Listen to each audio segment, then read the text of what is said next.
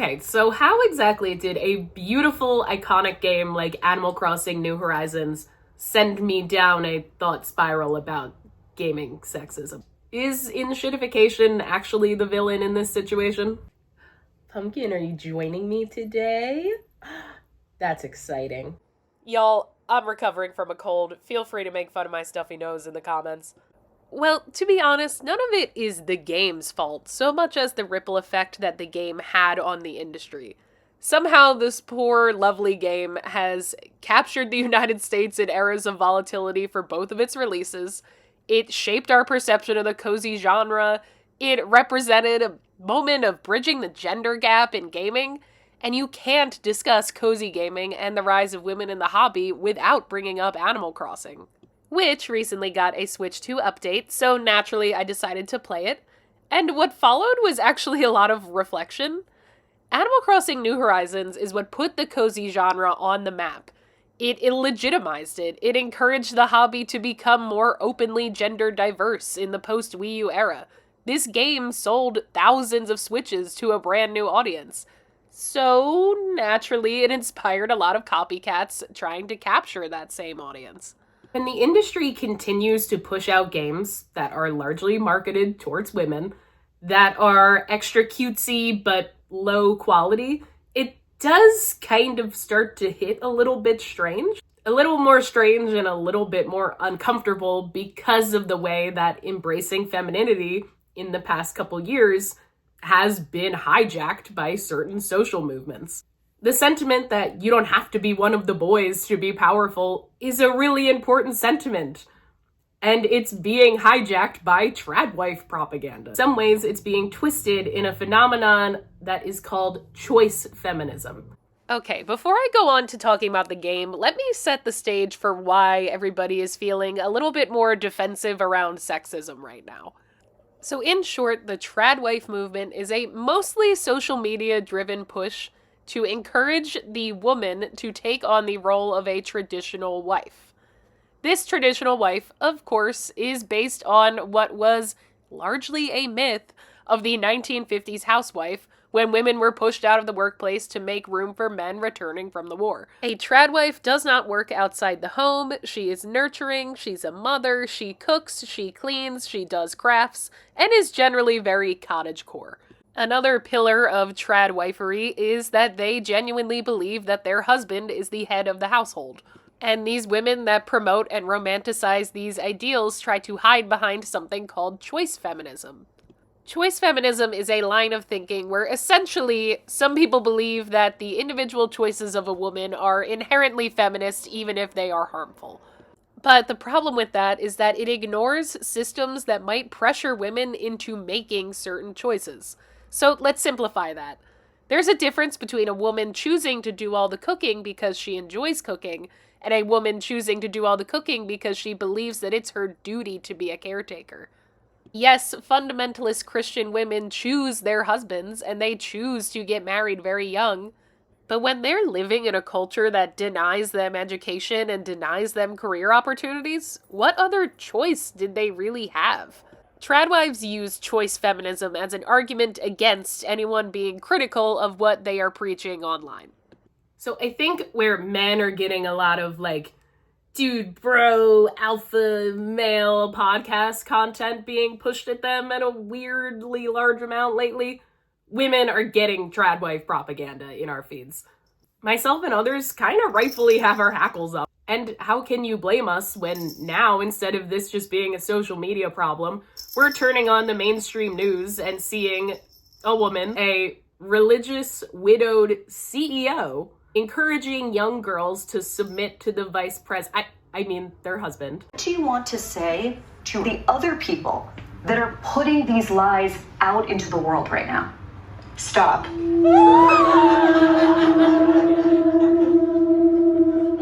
That's it. And she's also tying herself in a knot to try to say that the word submit doesn't mean what feminists think it means, even though the word does mean what it literally means. She has quite literally said that the husband is the leader and the wife is the helper, and that the husband needs to be a leader worth following. You know who I used to refer to as helpers? The kids that went to the daycare I worked at. If anyone is watching this out there that needs to hear this, your husband is not your leader. Your husband is your partner. You are both the heads of the household that you run together. Oh, and that woman that's telling you not to put off having children, she didn't have her kids until her 30s, so she doesn't believe what she is preaching. She believes it for you, but not for her. Now, a key component to the trad wife movement is something called infantilizing, which I know it probably sounds kind of weird to imply that the people who believe in this movement both think that a woman should be a mother, but also that she is infantilized. Well, the people who believe in this movement are a little bit weird. Infantilizing is when you treat someone in a way that denies their intelligence, it denies their experience, and it just treats them in a very childlike way. The idea that a woman exists to be a man's helper and the man is the head of the household is infantilizing. And there is a fraction of this country that is doing their best to infantilize women. All that work we did to undo toxic feminism is being co-opted by misogynists who want us back in the kitchen. So no, I don't really know if I want to play your mid-tier cafe simulator right now. And I don't know if I like that Nintendo is assuming that its new demographic of girl gamers only wants things that are cutesy and cozy. Do I think that Nintendo is out here conspiring with the trad wives? No, obviously not. It's a Japanese company, and this is an American social movement. But I do think companies are very smart about marketing trends. And on top of that, I think this is why a lot of us are a little bit hyper-vigilant to this kind of stuff right now. It's making us more alert to patterns, and those patterns do relate to what products are being sold and what products are being marketed. Girl gamers have always been around. I mean, I have been around since the 90s. But 2020 was really where we saw this wave of more communities forming around girl gamers.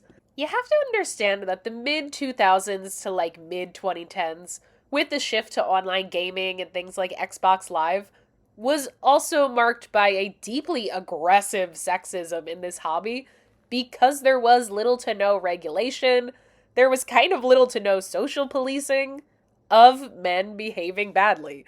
Like, I'm talking threats of physical violence against anyone with a feminine voice coming over the mic, and that's me putting it more school appropriately.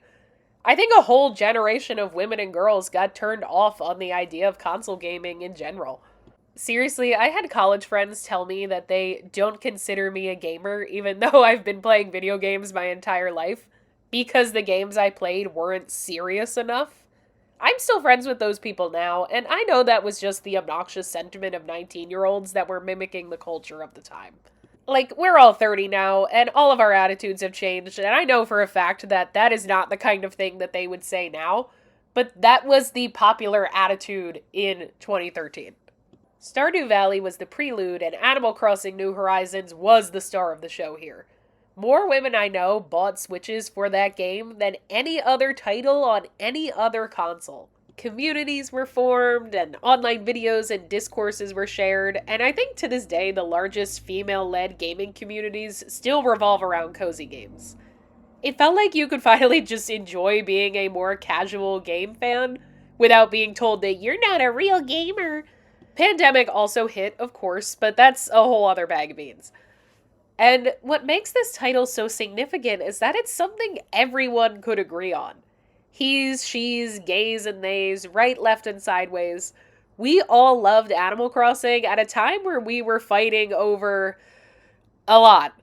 So why should I pin the blame on Animal Crossing for this increase in cozy shovelware? Okay, it only took me 9 minutes, but I'm gonna talk about the game, I promise. I obviously played the hell out of Animal Crossing, and what could I say about it that hasn't already been said?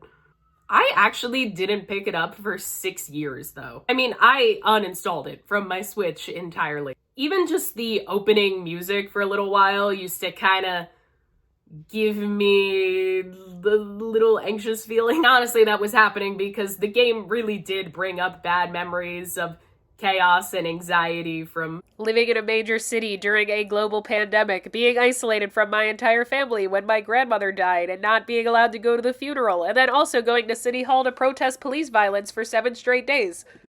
Animal Crossing, it's a great game.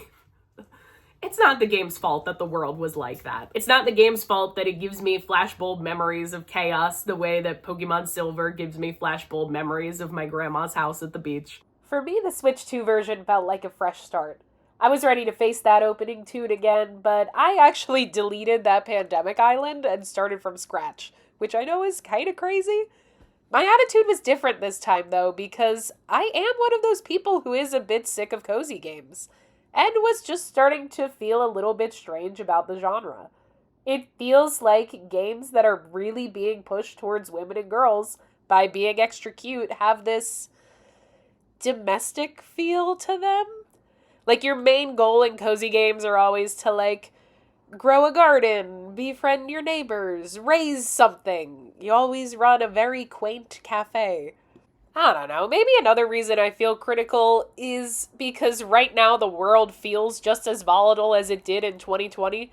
Gee, I wonder what the common factor is there. And yet it feels like the cozy gaming hobby is telling me to calm down and be cute. Which, I recognize that's a personal problem. Like, that's my own personal old man yells at cloud. And I think a lot of us, rather than needing comfort from the uncertainty and anxiety like we did in 2020, right now we're actually just kind of filled with rage. I just wasn't sure how I was going to feel about having a raccoon tell me to go pick apples and catch butterflies to pay off my debts. I got over that quickly. Animal Crossing New Horizons is far from some mediocre shovelware cozy game. And that's regardless of whatever mediocre games it may have inspired down the line. The game sucked me in, even with my trepidation around deleting my whole island. And you know what? This time I actually noticed I really felt a lot less pressure to make my island, like, look super pretty. And I think that's just because fewer of my friends are playing it right now, so I'm not really, like, expecting to share pictures of my island on social media. I'm not expecting friends to come visit my island. And I've kind of been more focused on things like catching bugs and finding fossils. And it made me realize I never really cared that much about having a super aesthetic island in the first place. It's been really nice to just have a little mini goal every day. Also, my urge to binge the game is pretty much gone. And I feel like now I'm playing it more the way the developers always intended for it to be played.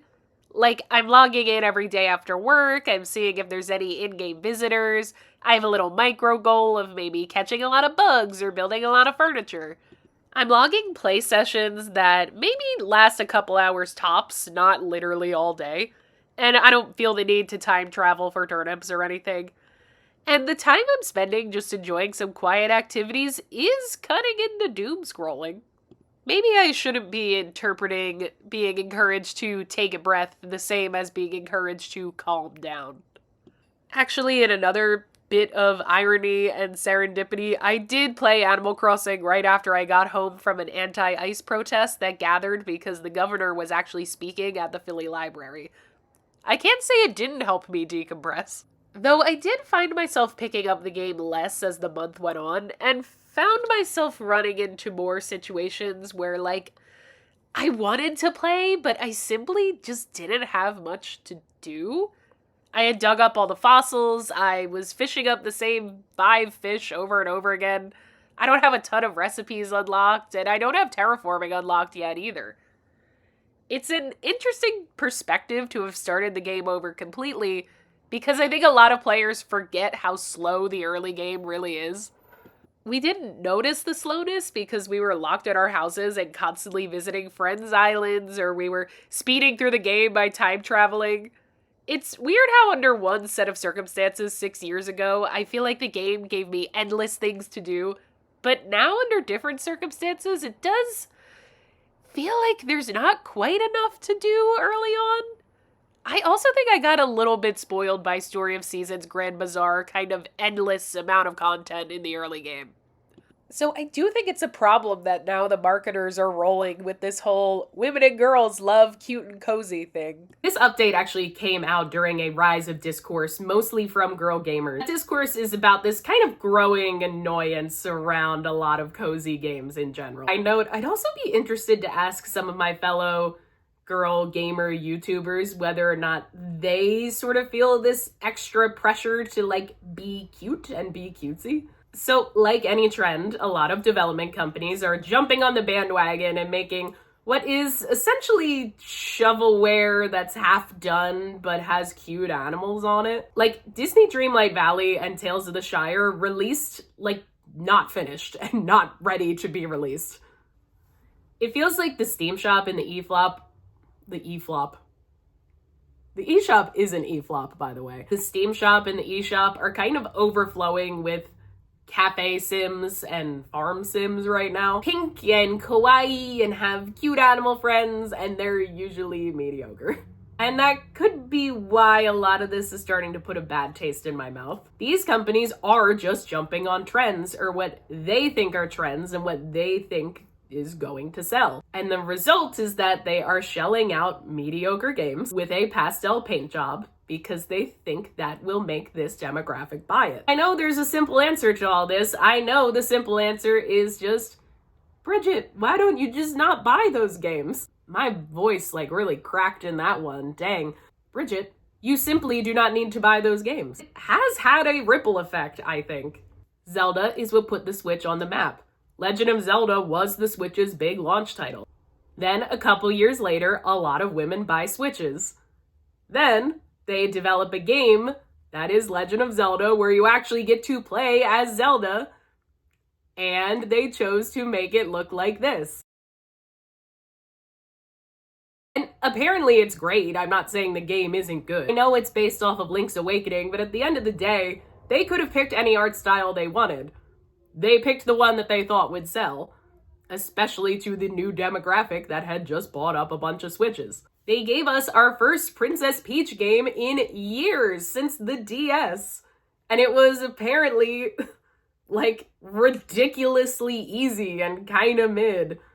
And I know the counter-argument to that is that, Bridget, that game is for little kids. That was probably marketed towards little girls.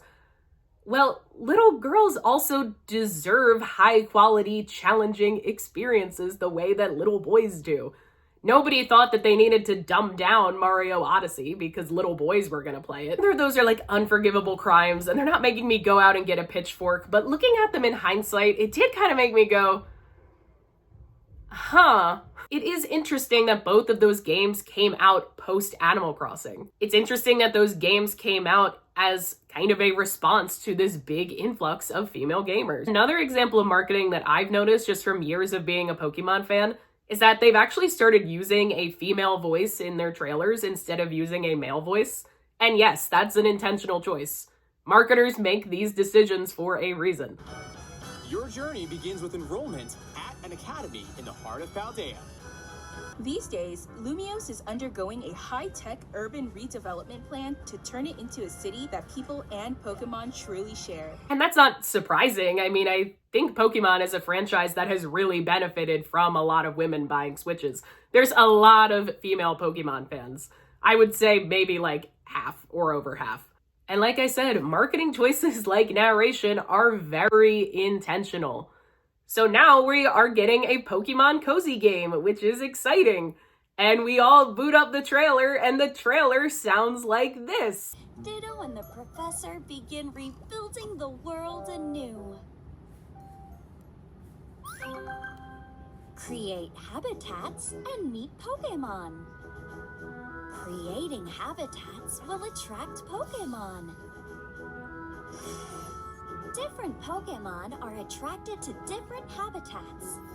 If you want to make lots of friends, you'll need to create habitats that suit each Pokemon's individual preferences. No, I might be reading too far into it. Like, maybe in their minds, this really is just a game for little kids. I don't think that's true, by the way. They're not stupid. They know how many adult fans they have.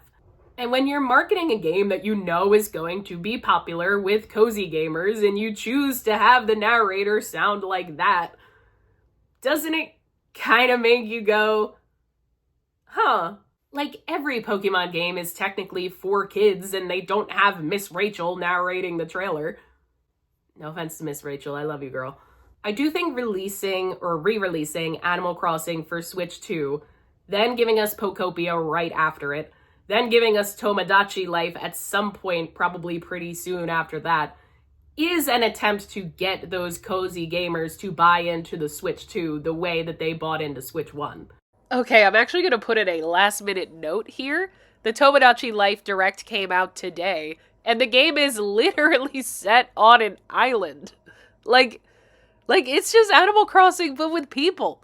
And a woman narrates this trailer as well, and just to make sure I'm not being, too conspiracy-brained, I went back and checked, and a man narrates for DK Bonanza, Mario Kart World, Mario Wonder, and Metroid Prime 4.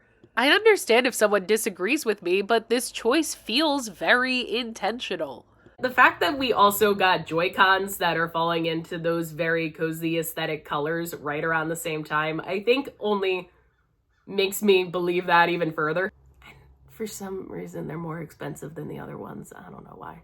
And where I keep getting stuck in all of this is that it is also wrong to dismiss things just for being girly. It's wrong to even label them as girly when games should not have a gender. Again, I'm talking about marketing here, and marketers don't think that way.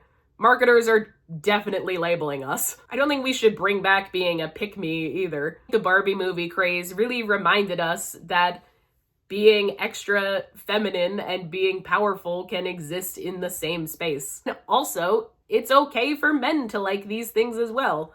And let's be real, there's also a ton of shovelware that is marketed and pushed at men and young boys with trucks and guns and I don't know. Like I said, at the end of the day, video games don't have a gender.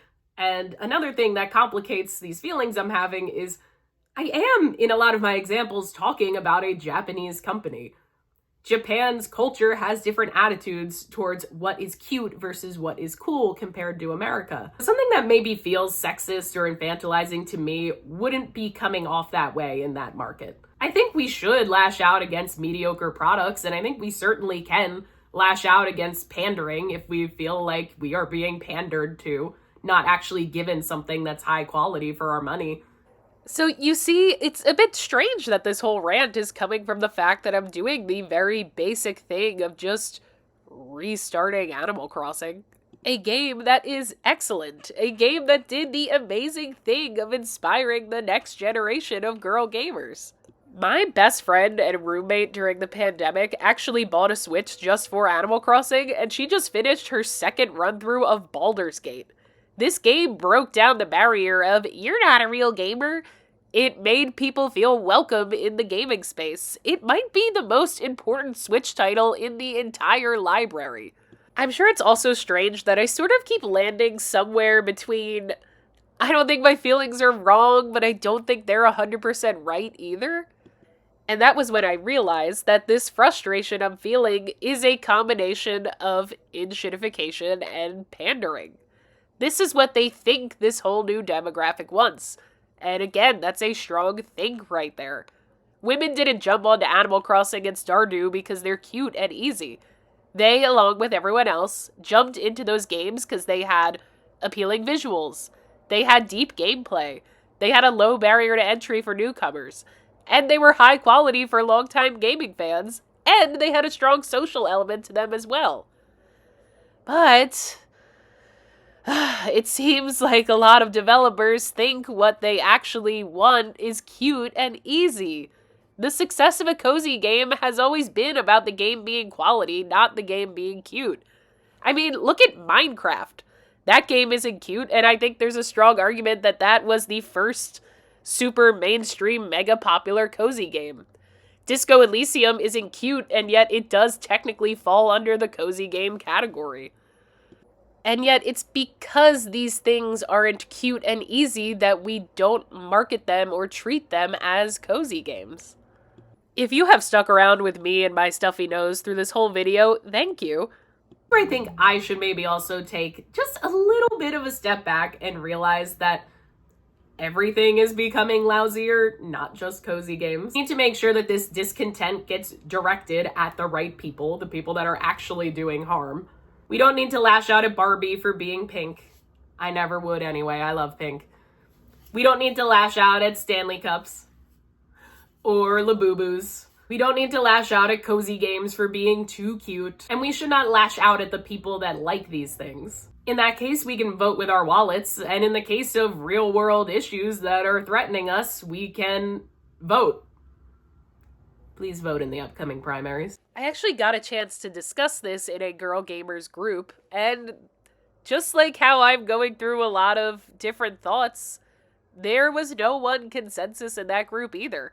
Some girls agreed with me and they thought that it was obvious that cozy games are being pushed at women. Some of them have never really liked cozy games in the first place, but sort of feel like if they say they don't like cozy games, they're trying to act like they're one of the boys or something. Some people didn't agree with me at all, and they said that I'm reading too far into it.